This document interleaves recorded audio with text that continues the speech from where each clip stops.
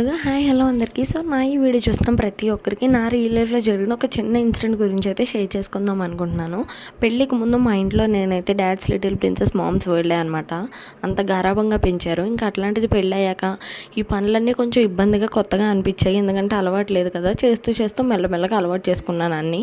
నేను అమ్మాయ్యాకే తెలిసింది అసలైన అమ్మ ప్రేమ అంటే ఏంటో. నేను ఇవాళ ఈ స్టేజ్లో ఉన్నానంటే దాని వెనక మా అమ్మ చేసిన సాక్రిఫైజెస్ ఎన్నో ఉన్నాయి. అట్లాంటి అమ్మ గురించి ఎన్ని చెప్పినా ఎంత చేసినా తక్కువే కదా. సో విజయవాడలో ఉన్నప్పుడు అమ్మాయిలాగా నన్ను వంటగదిలోకి రానిది, ఏ చిన్న పని చేయలేదు. ఇంకా అట్లాంటిది మన ఇంట్లో ఉన్నప్పుడైనా సరే అమ్మ కోసం ఏదైనా ఇష్టంగా చేసి పెట్టాలనిపించింది. మా అమ్మకైతే ఎట్లాంటి హంగు ఆర్భాటాలు లేకుండా సింపుల్గా ఉన్న రెసిపీస్నే చాలా ఇష్టపడుతూ ఉంటుంది. లైక్ పుదీనా రైస్, జీరా రైస్ ఇట్లాంటివి అనమాట. ఇంక ఇంట్లో ఎలాగో పుదీనా ఉంది కదా అని చెప్పి అమ్మకి కూడా చాలా ఇష్టం అని చెప్పి పుదీనా రైస్ చేయడం అయితే స్టార్ట్ చేసేసాను. ఇంట్లో ఎప్పుడైనా లెఫ్ట్ ఓవర్ రైస్ ఉన్నప్పుడు ఈ రెసిపీని ఒకసారి ట్రై చేసి ఉండి డెఫినెట్గా మీకైతే నచ్చుతుంది.